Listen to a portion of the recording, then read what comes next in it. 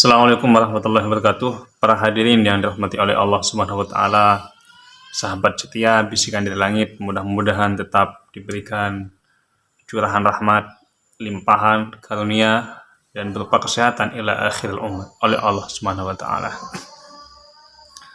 Membahas persoalan Indonesia melanjutkan dari kemarin sangatlah luar biasa. Dan bahkan ada sebuah buku besar itu namanya adalah Ensiklopedia Indonesia tentang sejarah Indonesia sejak zaman dahulu sampai ke abad setelah kolonial ini. Saya senang mengkaji Indonesia itu karena selain Indonesia adalah negara saya sendiri, juga adalah memang tanah yang subur, tanah yang makmur, dan budaya-budaya yang lemah lembut dan sangat sopan santun.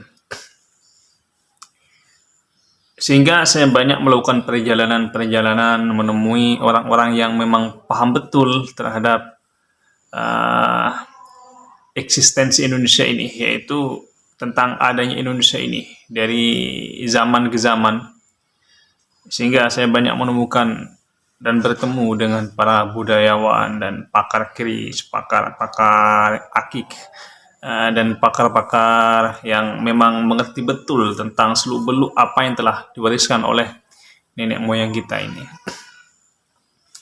Keris ini saya kira sangat unik sekali dan diciptakan oleh leluhur kita, jauh lebih unik daripada bedang. Karena apa? Kalau bedang itu saya kira siapapun bisa menemukan tentang model-model seperti itu. Karena memang itu ideal sebagai senjata. Tapi kalau keris ini, bagaimana bisa para leluhur kita yang dulu ini mampu membuat keris yang modelnya seperti ular. Dan pamor-pamor keris itu sangat banyak, luar biasa. Pamor sangkalet, pamor banyak. Saya banyak lupa itu. Tapi walaupun kita ini memiliki kekayaan alam, kekayaan yang warisan leluhur yang sangat luar biasa dari nenek moyang kita, seringkali ini tidak dibudidayakan atau tidak diberdayakan oleh pemerintah kita. Walaupun kita ini memiliki Menteri Kebudayaan. Ironis sekali, banyak warisan-warisan leluhur kita ini di Nusantara ini, di bangsa kita ini, malah diambil oleh beberapa negara luar seperti Riong. Hampir Batik itu juga diambil karena memang kita tidak serius untuk memperjuangkan persoalan-persoalan ini dan memang mengembangkan persoalan-persoalan ini. Apalagi setelah aliran-aliran modernisme itu masuk ke Indonesia, banyak mengharamkan banyak hal, banyak melarang banyak hal tentang kreativitas yang telah diwariskan oleh nenek moyang kita ini. Sehingga banyak yang dicap sebagai bid'ah dhalalah, bid'ah syai'ah, semuanya dipukul rata. Sedangkan Nabi Muhammad SAW itu sendiri mencintai kreativitas. Tuhan pun itu menciptakan alam semesta ini dengan kreativitas, kreatif. Bagaimana kuasa Tuhan itu menciptakan gunung-gunung yang mampu menjadi pengokoh terhadap bumi ini. Bagaimana Tuhan itu menciptakan lautan yang mampu memperindah daratan-daratan yang dihuni oleh umat manusia. Bagaimana Tuhan itu menciptakan salju agar menjadi pembeda atau menjadi antonim dengan daratan yang kita tempati ini. Itu adalah sebuah bukti kreativitas Tuhan. Bagaimana Tuhan itu menciptakan 7 langit, kenapa tidak 1 langit?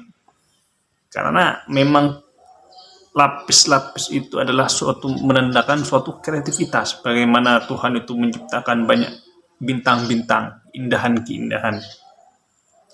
Sehingga mampu kita ketika di malam hari itu melihat ke langit, melihat keindahan bintang-bintang yang bersinar di malam-malam petang.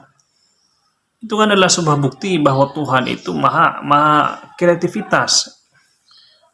Hanya saja kita, warisan-warisan nenek moyang kita ini, banyak warisan-warisan leluhur nenek moyang kita ini yang sangat luar biasa, seperti banyak permainan-permainan, kreativitas-kreativitas, lalu tidak diberdayakan, tidak tidak dipelihara, tidak dikembangkan, hanya di kemudian hari hanya disimpulkan dengan persoalan fikih, yaitu haram dan bid'ah. Banyak sebenarnya kalau kita melihat apa kekayaan Indonesia ini, seperti hal-hal yang tidak ada di barat, misalkan rempah-rempah.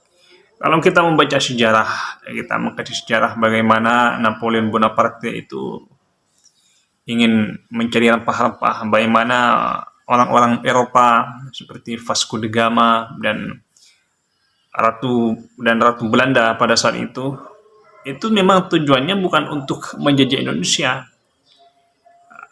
Ke India itu juga sebenarnya awal-awal bukan ingin menjajah Indonesia, tapi memang mencari rempah-rempah. Ke Indonesia juga sama, ingin mencari rempah-rempah. Sehingga karena mungkin rempah-rempah kita ini menguntungkan bisnis yang sangat besar dan sangat luar biasa, sehingga mereka betah di sini.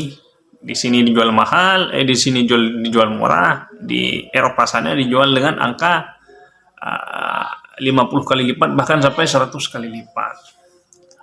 Ini yang tidak dilestarikan dan tidak dibudidayakan.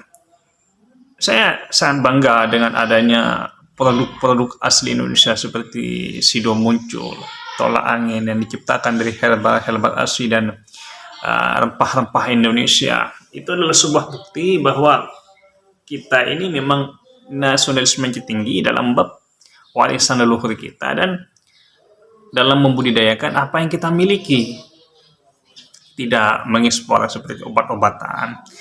Memang jelas ada zat adiktifnya, memang ada zat yang membuat tubuh kita ini rusak. Jangan bangga dengan hal-hal yang bersifat ya kedokteran misalnya, karena walaupun majunya kedokteran itu, kita hal itu impor dari luar. Berbeda dengan rempah-rempah, jamu-jamu tradisional yang diwarisi oleh nenek moyang kita, yang diracik oleh nenek moyang kita, itu jauh lebih utama dan jauh lebih tidak berbahaya, karena memang tidak ada efeknya terhadap kita, jantung kita, dan liver kita, asalkan tidak terlalu berlebih-lebihan.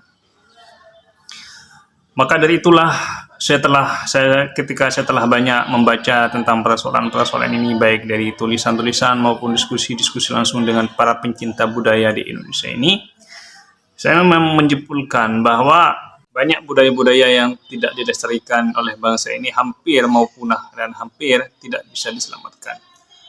Maka dari itulah lebih baik mencintai produk sendiri, yaitu warisan leluhur nenek moyang kita, daripada terlalu berlebih-lebihan mencintai produk-produk impor, baik cara berpakaian, makanan, minuman, maupun lain sebagainya. Wallahu a'lam.